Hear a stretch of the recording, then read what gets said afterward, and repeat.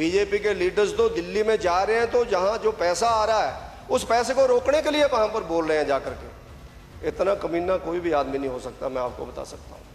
कोई भी आदमी ऐसी बात नहीं कर सकता कि कोई दिल्ली में जाकर के बोले कि कोई पैसा वापस ना आए। ऐसा कमीना कोई व्यक्ति नहीं हो सकता है। एक आदमी को अपना सामान फेंकने का अधिकार नहीं है। मेरा ट्रंक टूट गया, मैंने गली में फेंक दिया, तुम कौन होते हो बोलने वाले? मेरे टमाटर नहीं सस्ते बिक रहे हैं, मैंने फेंक दिया, तुम कौन होते हो मेरे पे एफआईआर लॉन्च करने वाले? और कहते हैं आज भी बंद है सड़कें। भैया ऐसे बयान काय को देते हो? जल्दी खोल देंगे, ऐसे बोल दिया करो जल्दी खोल देंगे हम सारी सड़कें। जल्दी की कोई लिमिट ही नहीं है, 2 साल बाद भी खुल जाएंगी, उसमें क्या होता है? गरीब दी जोरो सब दी भाभी, ऊपर चढ़ी जा रहे सारे लीडरों के ऊपर ही चढ़ी जा रहे। एक दिन मैंने पढ़ा अखबार में कि इतने लीडर्स करोड़पति हैं, अब इस बाढ़ में जनता देख रही है माननीय क्या करते हैं। वे माननीय ने कहा, माननीय ने ठेका लिया हुआ है। एक मिनट रोज जी। जुलाई और अगस्त महीने में हिमाचल प्रदेश के अंदर बहुत बड़ी मात्रा में आई, उसके कारण बहुत बड़ा जान और माल का नुकसान हुआ।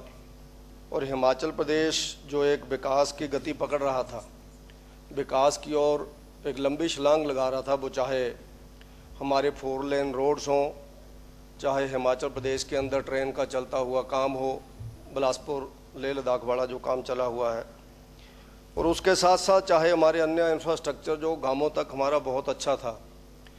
और हिमाचल प्रदेश की सरकारों ने जो इसमें सहयोग दिया, और विशेष रूप से पिछले 10 सालों से केंद्र सरकार के सहयोग से हिमाचल प्रदेश में वो चाहे PMGSY, चाहे नबार्ड, चाहे नेशनल हाईवे के माध्यम से हज़ारों करोड़ रुपया जो हमारा कनेक्टिविटी के लिए आया, उसमें से हम लोग मैक्सिमम लगा भी चुके थे और उद्घाटन होने वाले रोड थे। लेकिन वो इस आपदा के कारण बहुत तहस नहस हो गया, और जैसा जहां बताया गया कि लगभग 441 लोगों की मौत भी हो गई, और अभी तक भी बहुत से लोगों की डेड बॉडीज़ नहीं मिल रही हैं। पशु और घर, गौशालाएं या अन्य जो भी बिजनेस के लोगों के, चाहे कुल्लू मनाली का आप लोग देखें, होटल्स, लोगों के रेजिडेंसेस, लोगों की दुकानें, ये सारा चीज़ें बह गई। परिवारों के परिवार इस आपदा के अंदर चले गए, और उसके कारण हमारा जो शुरू में जो मुझे लगा कि शायद एकदम, क्योंकि ऐसा किसी ने सोचा भी नहीं था कि ऐसी आपदा आएगी, और एकदम बारिश ने नुकसान किया। कुछ शुरुआती दौर के अंदर इसमें मिसमैनेजमेंट भी हुआ, क्योंकि ये 3 हिस्सों के अंदर आई, 3 बार लगभग जुलाई में, जुलाई लास्ट में और अगस्त में शुरू में। कुछ एक ज़िले उसकी मद में आए, कुल्लू, मंडी ये फर्स्ट टाइम आए, उसके बाद शिमला, फिर उसके बाद शिमला का इंटीरियर के साथ साथ सोलन, सिरमौर, और उसके बाद जाकर के मंडी के साथ साथ हमीरपुर, बिलासपुर के अंदर के क्षेत्र, और ऐसे अन्य छोटा मोटा नुकसान बाकी सब जिलों के अंदर भी हुआ। शुरुआती दौर के अंदर अगर हम लोग शायद, क्योंकि उस समय स्थिति भी ऐसी थी, बाहर निकलना भी मुश्किल था, कोई आ भी नहीं रहा था। 1-1.5 महीना हम लोग भी शिमला तक नहीं आ सके। और ऐसा एक टेरर जो एक सोशल मीडिया, और सच्चाई भी थी, उसको टेरर का हो जाए जो मर्जी का, उस सच्चाई भी लोगों के ध्यान में आई, उससे वास्तविकता भी ध्यान में आई लोगों के। सोशल मीडिया में, मीडिया के माध्यम से, टीवी के माध्यम से गिरती हुई बिल्डिंगें, बहते हुए ट्रक, बसें, कारें, भागते हुए लोग, चलाते हुए लोग, ऐसा जब ध्यान में आया तो पूरा एक हॉरर पूरे प्रदेश के अंदर क्रिएट हुआ, और आना जाना भी बंद हो गया। उस समय अगर मुझे लगता है कि थोड़ा गवर्नमेंट के माध्यम से अभी तक भी हम लोग, क्योंकि फिगर में अभी तक भी हम लोग कन्फ्यूजन में हैं कि कितना नुकसान हो गया। कोई 800 करोड़, 8000 करोड़ बोलता है, कोई 10,000 करोड़ बोलता है, कोई 12,000 करोड़ बोलता है। तो उसके नाते अभी भी हम लोग एक अंतिम फिगर के ऊपर नहीं पहुंच पाए हैं। उसका शायद मुझे लगता है कि जिलों के अंदर बैठ करके जो मंत्रियों की ड्यूटी अगर उस समय लगती है, और सोशल ऑर्गेनाइजेशंस और रिलीजियस ऑर्गेनाइजेशंस, और उसके साथ साथ विपक्षी दलों के लोगों की भी एक साझी मीटिंग डिस्ट्रिक्ट लेवल पे मंत्री जाके करते, हम लोग भी जाते, क्योंकि ये साझी लड़ाई है। मैं मानता हूँ कि ये सब के ऊपर विपत्ति आई है, पूरे प्रदेश के ऊपर आई है। तो हम सब लोगों को गवर्नमेंट का सहयोग तो मंत्री के माध्यम से ही चलना है। लेकिन उस समय बिल्कुल ऐसा एक अलग अलग से दौर चला, जिसके कारण पूरे हिमाचल प्रदेश के अंदर दौरे थे हुए, लेकिन लोगों को मिला कुछ नहीं, क्योंकि हम लोग एकदम देने की स्थिति में भी शायद उस समय नहीं थे।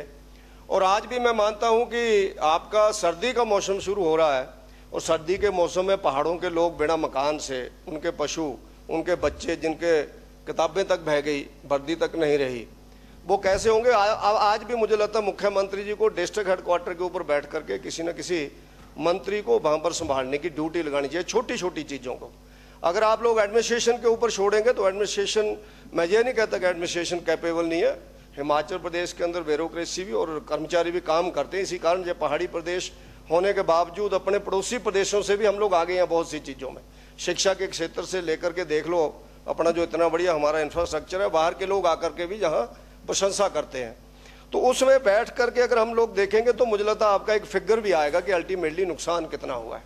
हर तहसील हेडक्वार्टर के ऊपर तहसीलदार बैठे हैं, एसडीएम बैठे हैं, डीसी बैठे हैं, उनके ऊपर अगर सब पार्टी मीटिंग के लोगों की मीटिंग ऑल एमएलएस बुलाने चाहिए थे। मुझे लगता है कि जैसा जहाँ पर आया भी ध्यान में कि जो वर्तमान में विधायक हैं उनको तो ध्यान में या विश्वास में नहीं लिया गया, लेकिन पूर्व विधायक उन लोगों को उन सीटों के ऊपर बिठाएगा जहाँ पर वर्तमान विधायक होने चाहिए थे। हमें उसमें भी ऑब्जेक्शन नहीं है, वो आए, वो बैठे, वो देखें, लेकिन कम से कम वर्तमान विधायक का जो मान सम्मान है तो उसका तो कम से कम ध्यान होना चाहिए। उसी कारण से राजेश धर्माणी जी भी नहीं गए, उनको पता था हमें तो कोई पूछेगा ही नहीं, ये वहाँ गए ही नहीं मीटिंग में, क्योंकि इनका नंबर कहीं और लगना था, वहाँ भी इनको बैठने को कुर्सी नहीं है। तो उसके कारण ऐसे आपके लोग भी कई जगह नहीं गए। हम पढ़ रहे थे कि मंत्री आए लेकिन फलां जगह पर राजेंद्र राणा जी भी नहीं आए, चीफ मिनिस्टर आए वो भी नहीं पहुंचे। ऐसे कई जगह ध्यान में आया, संजय जी भी कई जगह पहुंचे, कई जगह नहीं पहुंचे।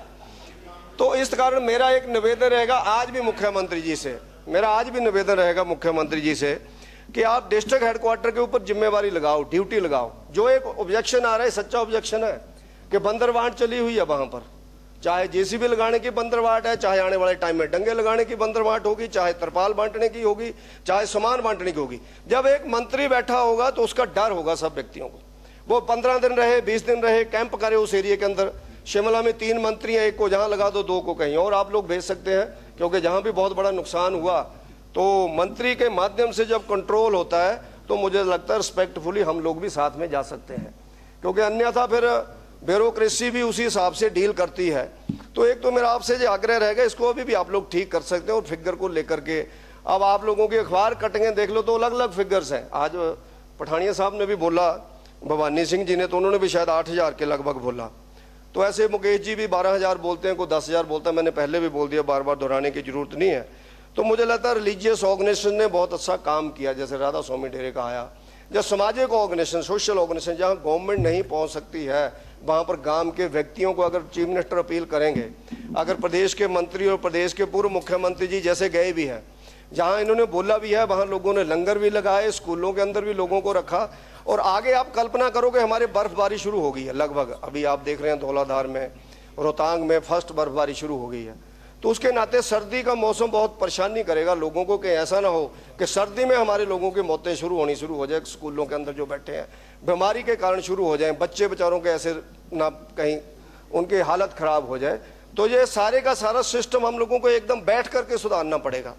और दूसरा मेरा आपसे ये रहेगा आग्रह कि हम सब लोग, मुझे लगता है कि बयानों के ऊपर भी संयम रखें। मैं तो मुकेश अग्निहोत्री जी अब अखबार के अंदर रहे हैं, वो कई बार बड़ा हार्श बयान दे देते हैं। उन्होंने बोला भी कि शायद नाम भी ले दिया था कहीं कि बीजेपी के लीडर्स तो दिल्ली में जा रहे हैं, तो जहां जो पैसा आ रहा है उस पैसे को रोकने के लिए वहां पर बोल रहे हैं जाकर के।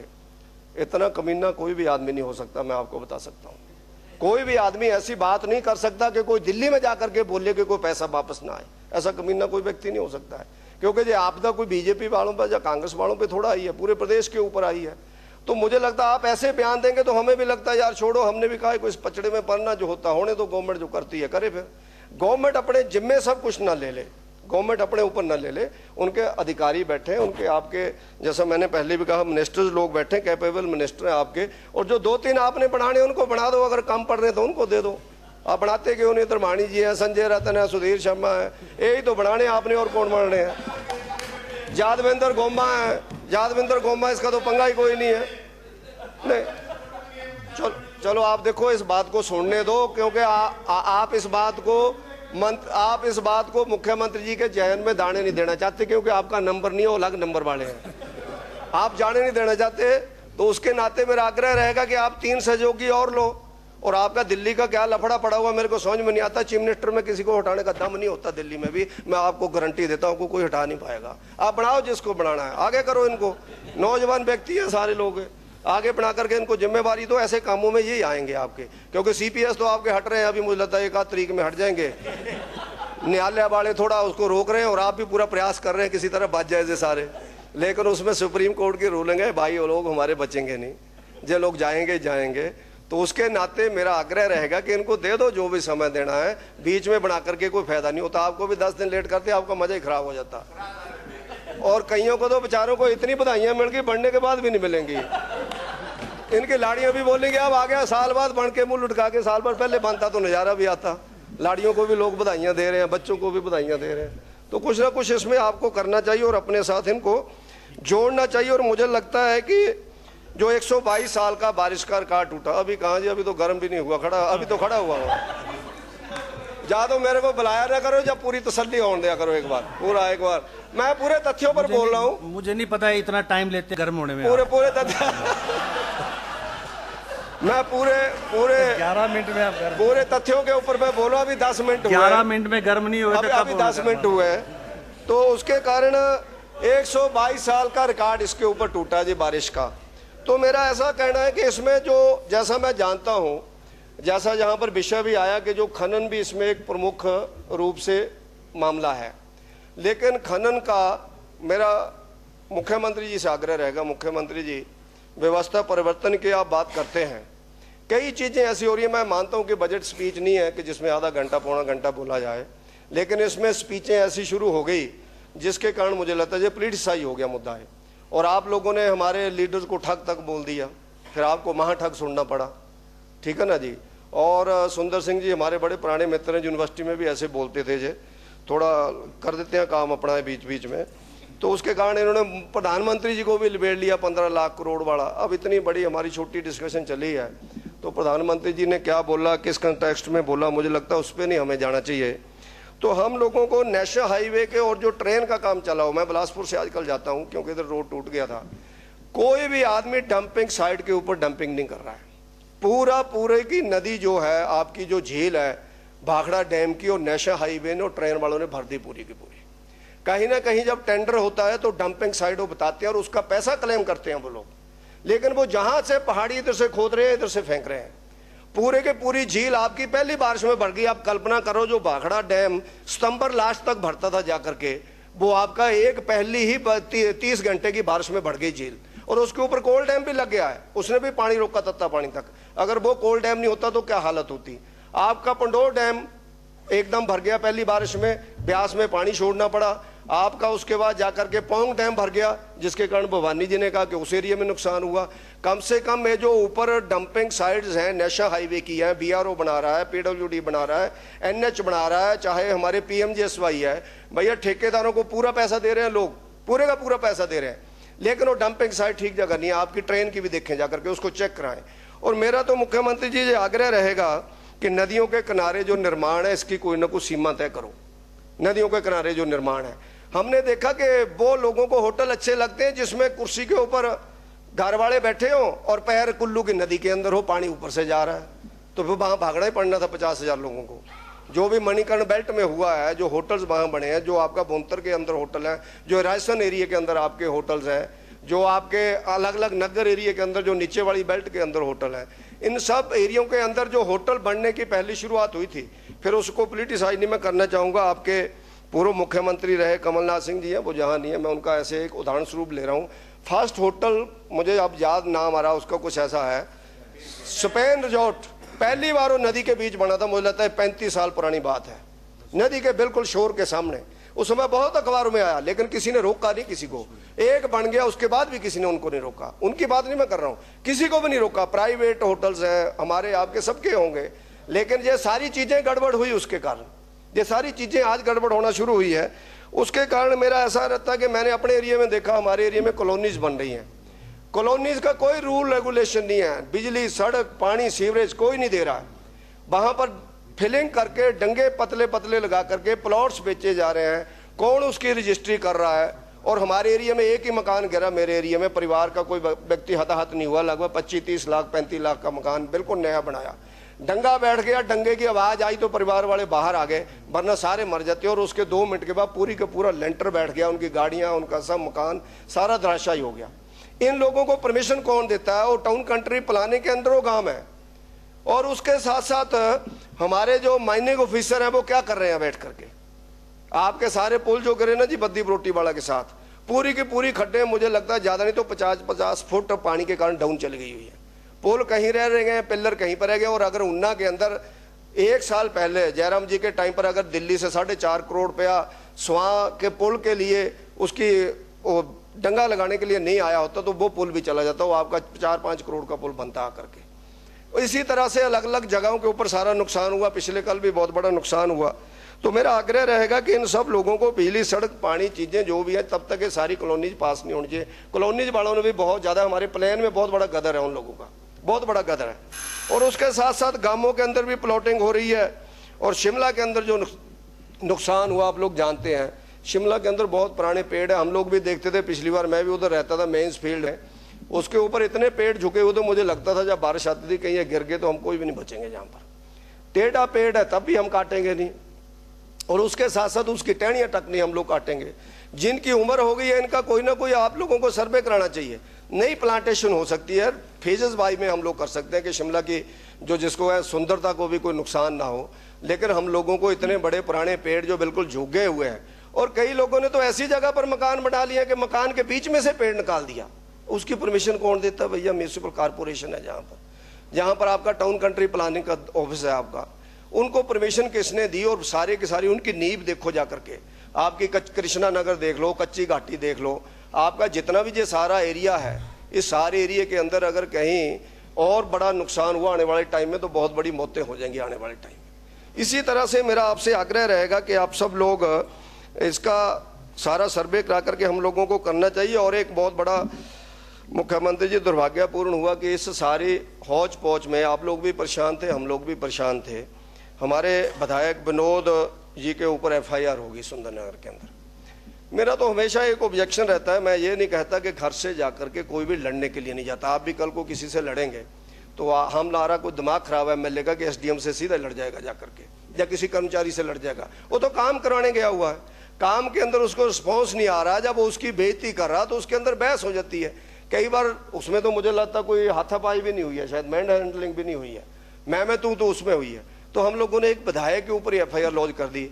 मुझे कोई भी व्यक्ति बता दे जो बोलते हैं कि काम में बाधा पहुंचाने का जो रूल है, मुझे नहीं पता है सही है कि नहीं, हटाना चाहिए या नहीं हटाना चाहिए, आपने देखना है।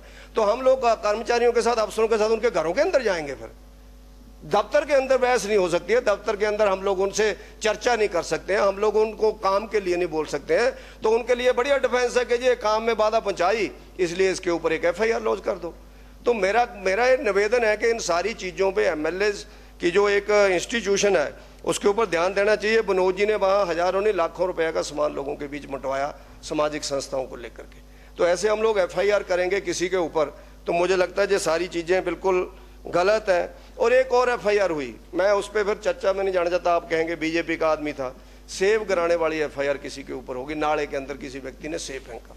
अब मुझे नहीं लगता उसकी कोई मानसिकता सी, आजकल सोशल मीडिया के अंदर जैसे फोटो आती है तो आदमी एकदम कई चीज़ें उसमें कंटेंट जोड़ करके डाल देते हैं। नेचुरल वे में हमारे एरिया में हमने देखा कई बार टमाटर सस्ता हो गया, लोग डल्लों के डल्ले पे फेंक देते हैं। आलू सस्ता हो गया और ट्रैक्टरों के ट्रैक्टर पंजाब के अंदर सड़कों पे फेंक देते हैं। प्याज सस्ता हो गया, ट्रैक्टर मेरी चीजें मैंने फेंक दी, तुम कौन होते हो भैया FIR लॉन्च करने वाले? मेरा सेब है, मैंने फेंक दिया नाली के अंदर। अब उसमें क्या हुआ? पोल्यूशन कंट्रोल बोर्ड, जो बेईमान पोल्यूशन कंट्रोल बोर्ड के अधिकारी फैक्ट्रियों वालों को नहीं पकड़ते हैं, सारी नदियां काली होगी बद्दी बरोटी वाला के अंदर। मेरे महतपुर के अंदर नदी काली है, ये आगे सेब से वो पोल्यूट हो गया। उसी सेब को, सड़े हुए सेब की तो बियर बनती है, तो वो फैक्ट्रियां काहे को तुम परमिशन देते हो? उसी सड़े हुए सेब के कारण अगर वो फैक्ट्री में चला जाता तो उसकी बियर भी बन जाती, आपकी कोई और शराब भी निकल जाती। जो पीते हैं उनको ज्यादा आइडिया होगा कौन सी निकल। वाइन यानी मेरा पॉइंट है जी, एक आदमी को अपना सामान फेंकने का अधिकार नहीं है। मेरा ट्रंक टूट गया, मैंने गली में फेंक दिया, तुम कौन होते हो बोलने वाले?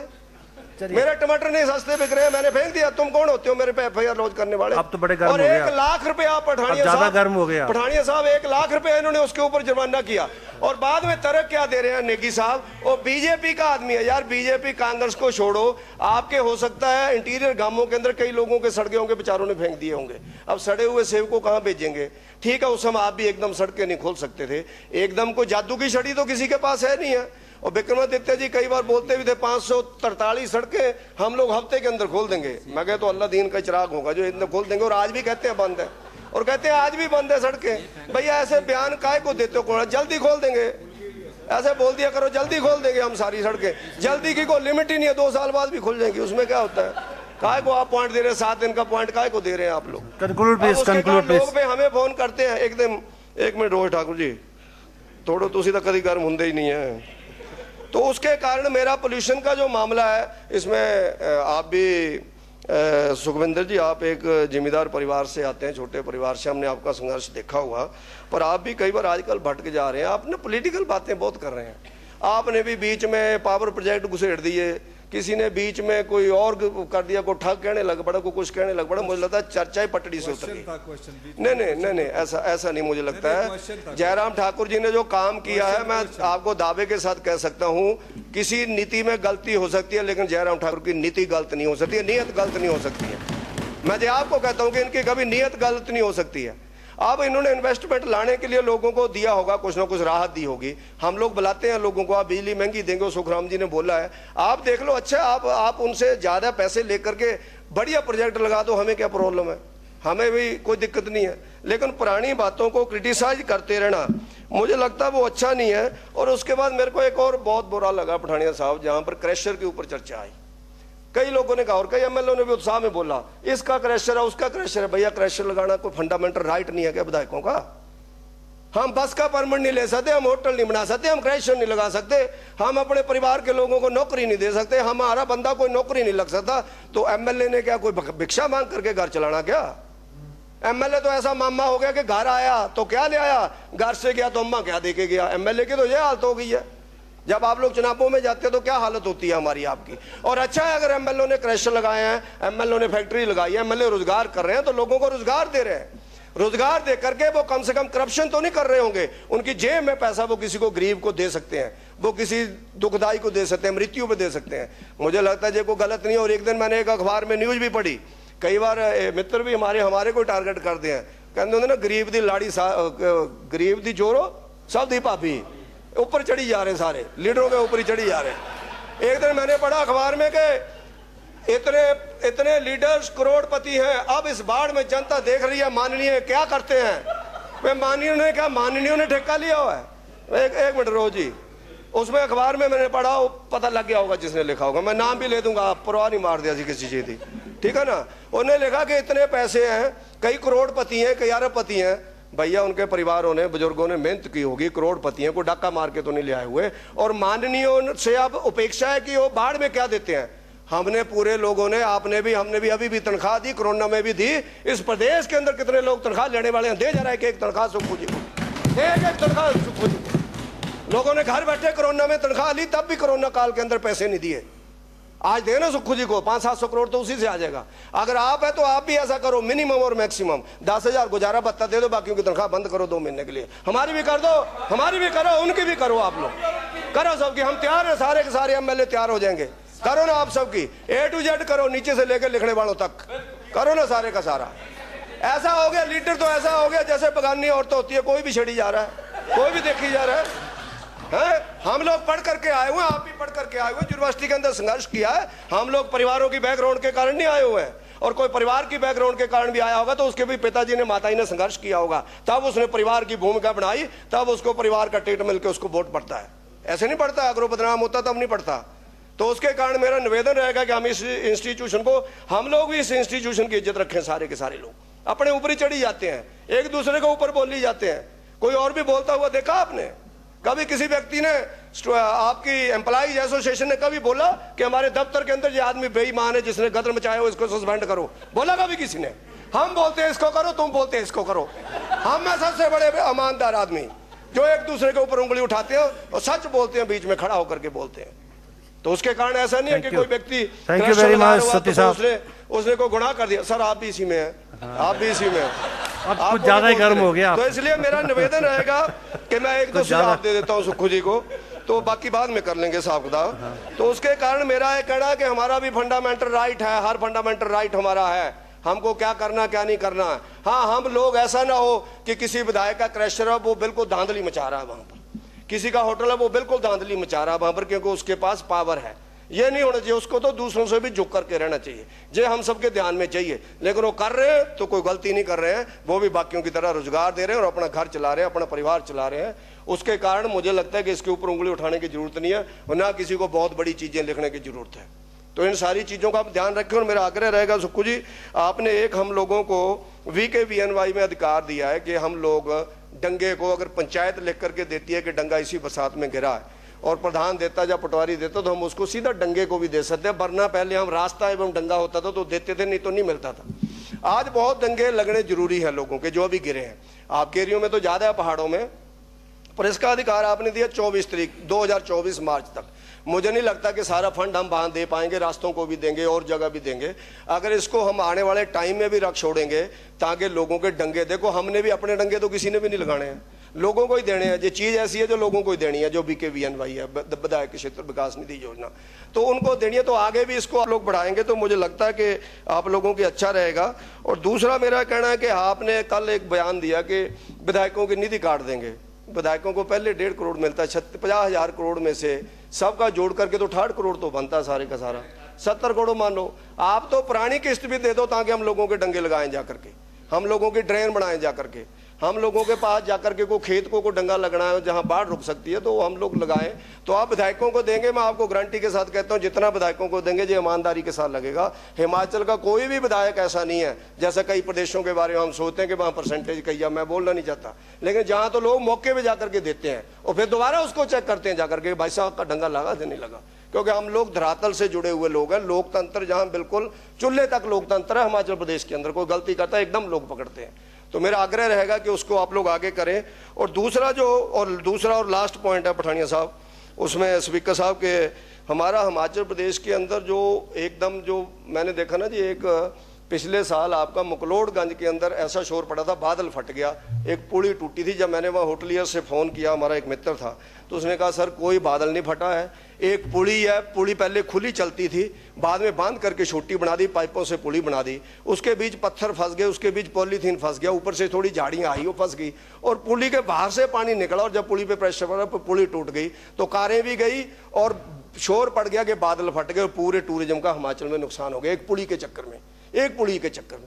तो हम लोग जहां पुलियां बना रहे हैं वहां कॉजवे बनाएं ताकि पानी जैसे आता है एक बार आगे निकल जाए। आधा घंटा बस रुकड़ी खड़ जाएगी तो क्या दिक्कत है, कम से कम पुली टूटने से लोगों की गाड़ियां, लोगों के मकान, लोगों का खेत खलियान तो नहीं जाएगा, फिर वो प्रेशर में इकट्ठा पानी जाता है एकदम।